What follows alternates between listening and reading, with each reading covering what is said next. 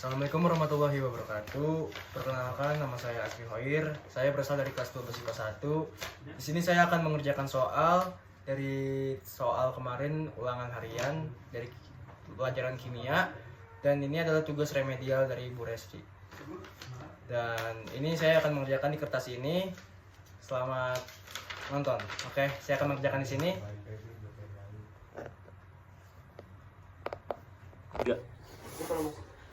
Oke, di sini saya bakal melihat soalnya dari HP. Nah, di sini nomor 3 adalah soalnya dalam sebuah eksperimen, dua larutan dengan zat terlarut yang berbeda diuji untuk penurunan titik beku. Larutan A terdiri dari 0,1 NaCl. Oke, kita tulis dulu NaCl di sini.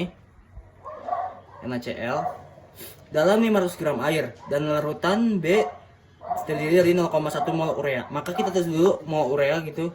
Sini CO NH2 dalam 500 gram air.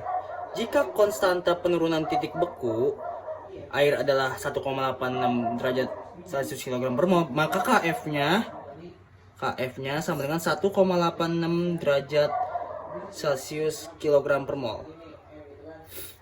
Tentukan larutan mana yang memiliki penurunan titik beku yang lebih besar dan jelaskan mengapa. Maka yang dicari itu adalah penurunan titik beku yang paling besar. Maka kita jawab, NaCl ini adalah larutan elektrolit. NaCl ini adalah larutan elektrolit. Sedangkan untuk urea adalah larutan non elektrolit. Oke. Di sini kita lihat mol NaCl adalah 0,1, N-nya sama 0,1 sama dengan 0,1, dan pelarutnya sama dengan 500 gram. Kita lihat di soal karena P-nya sama dengan 500 gram, P itu adalah pelarut. Nah, rumus untuk mencari perubahan titik beku sama dengan delta TF sama dengan KF dikali M dikali I. Oke. Kita ketahui bahwa KF-nya adalah 1,86 derajat, atau kita tulis saja 1,86 saja. Dan M-nya itu, kita kalau pengen mencari M, maka kita harus menggunakan rumus M sama dengan M sama dengan N sama dengan 1000 per P. Oke? Dimana N adalah mol, 1000 adalah ketetapannya, P itu adalah pelarutnya. Di sini N-nya adalah 0,1, 1000. Pelarutnya berapa? Pelarut kita ketahui bahwa pelarutnya ada 500. Maka 0,1 1000 bagi 500 sama dengan 2 dikali 2. Maka menghasilkan 0,2. Ini adalah M dari NaCl atau hasilnya dari M-nya. Maka kita tulis 0,2. Nah, untuk larutan elektrolit kita harus menggunakan hukum Van Hoff. Jadi I itu adalah kita mencari Van Hoff-nya. Maka untuk mencari rumus I kita menggunakan N sama dengan 1 plus N-1 kali alfa. Oke? Dimana N sama dengan 1 plus 2 kurang 1 dikali alfa. 1 plus 1 sama dengan 2. Atau juga bisa digunakan NaCl sama dengan Na plus ditambah Cl min. Maka menghasilkan 1 plus 1 sama dengan 2. Ini adalah I. I itu adalah hitungan Van Hoff. Maka 1 tambah 1 sama dengan 2. Habis itu jika sudah, maka kita mendapatkan 1,86 dikali 0,2 dikali 2 sama dengan hasilnya, yaitu 0,744 derajat Celcius. Kita ketemu ini adalah titik beku dari NaCl. Nah, untuk larutan urea kita juga menemukan N-nya sama dengan 0,1, P-nya itu sama dengan 500 gram, delta TF adalah penurunan titik beku, N itu adalah mol, P itu adalah pelarut, delta TF adalah penurunan titik beku. Maka kita tulis karena larutan non elektrolit maka tidak memakai I. Ya kan? Karena kalau memakai hitungan Van Hoff itu harus menggunakan larutan elektrolit seperti NaCl ini. NaCl adalah larutan elektrolit yang kuat. Maka kita tulis Kf kali M. Itu menghasilkan Kf-nya kita ketahui bahwa Kf-nya adalah 1,86 dari sini, 1,86 derajat Celcius. Kita tulis derajat 1,86. M-nya adalah 0,2. Sama saja karena jika kita menggunakan rumus yang ini, maka jika kita menggunakan rumus ini kan sama-sama 0,1. Jika kita masukkan ke rumus yang ini maka menghasilkan 0,2 juga. Maka kita ketahui 0,2. Maka 1,86 dikali 0,2 kan sudah ketemu semuanya tuh. Maka kita kalikan mendapatkan hasil 0,372. Oke. Jika di sini kan yang ditanyakan titik beku yang paling tinggi, maka titik beku yang paling tinggi adalah 0,372. Karena 0,744 itu titik bekunya sangat rendah. Karena dia sangat karena dia memasuki titik-titik. Karena yang paling beku adalah titik 0,372 yaitu larutan urea. Maka jawabannya 0,372. Titik beku paling tinggi. Oke, ini nomor 3. Nomor 4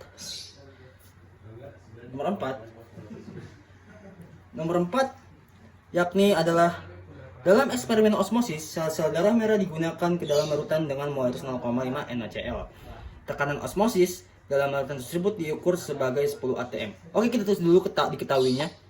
Dalam eksperimen osmosis, larutan dengan molaritas NaCl berarti M-nya sama dengan 0,5 NaCl. Tekanan osmosis dalam larutan tersebut diukur sebagai 10 atm. Maka Pi-nya sama dengan 10 atm. 10 atm pada suhu 25 derajat. Maka T-nya sama dengan 25 derajat Celcius. Jika faktor Van Hoff, itu adalah faktor Van Hoff ya. Van Hoff untuk NaCl ada 2. Kita berarti faktor Van Hoff NaCl adalah 2. Berarti I-nya sama dengan 2. Hitunglah molaritas larutan dan jelaskan bagaimana osmosis mempengaruhi sel darah merah tersebut. Oke, maaf untuk nomor 3 itu tentukan larutan mana yang memiliki penurunan titik beku yang paling tinggi dan jelaskan mengapa. Oke, saya pilih adalah 0,372.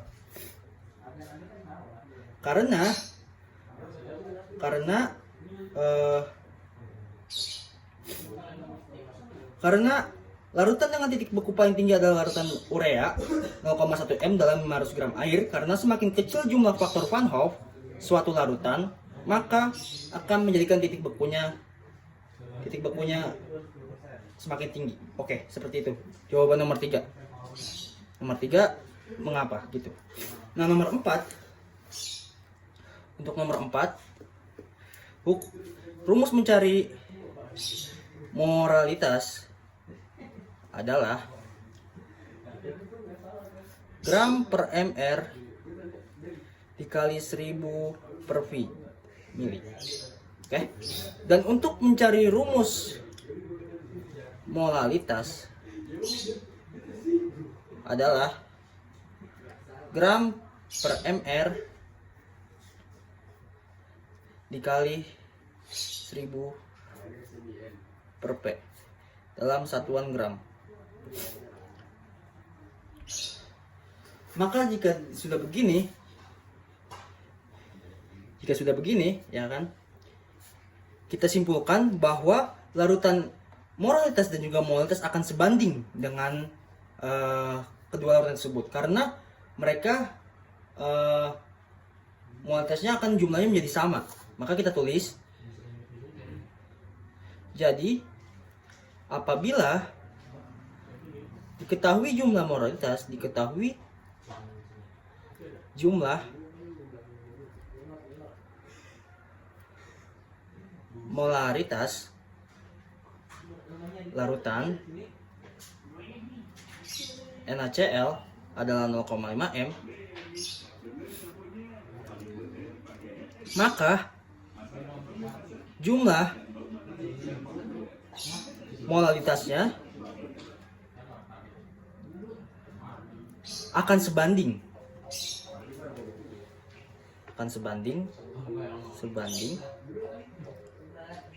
dengan jumlah moralitasnya.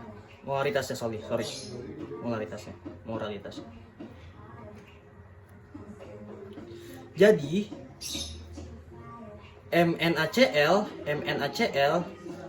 akan sebanding dengan M kecil atau molalitas NaCl.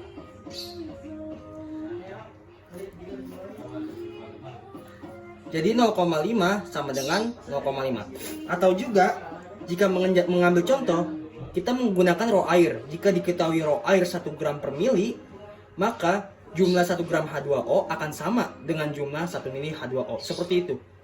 Maka jika moralitas sama, moralitas juga akan sebanding dengan moralitas. Seperti itu. Nah, kita di sini akan mengerjakan nomor 5. Diketahui kita ada soalnya di sini. Dalam sebuah eksperimen dua larutan diuji untuk penurunan tekanan uap. Larutan X terdiri dari 0,2 mol etanol, C2H5OH dalam 500 gram air, sedangkan larutan Y terdiri dari 0,2 mol glukosa, C6H12O6 dalam 500 gram air. Tekanan uap air murni pada suhu 25 derajat Celcius adalah 23,8 mmHg. Hitung penurunan tekanan uap untuk kedua larutan dan jelaskan faktor-faktor yang mempengaruhi perbedaan yang diamati antara keduanya. Oke. Di sini kita tulis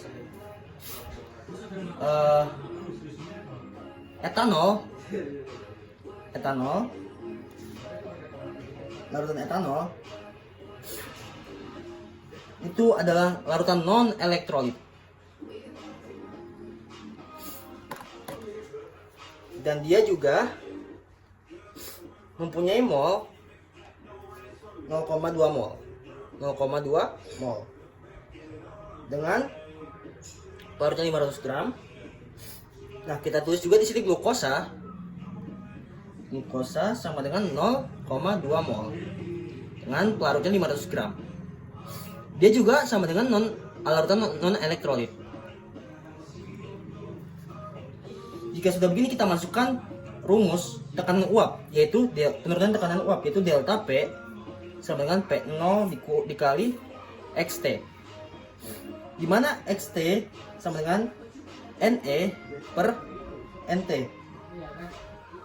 NE ini adalah mol elektrolit, NE ini adalah mol elektrolit, dan NT adalah mol terlarut, mol total. Maka N ini sama dengan NE sama dengan 0,2 ditambah 0,2 adalah N totalnya, berarti 0,4. Maka menghasilkan 0,2 dibagi 0,4 sama dengan setengah. Oke, di sini kita langsung masukkan saja. Delta P sama dengan 23,8 mmHg.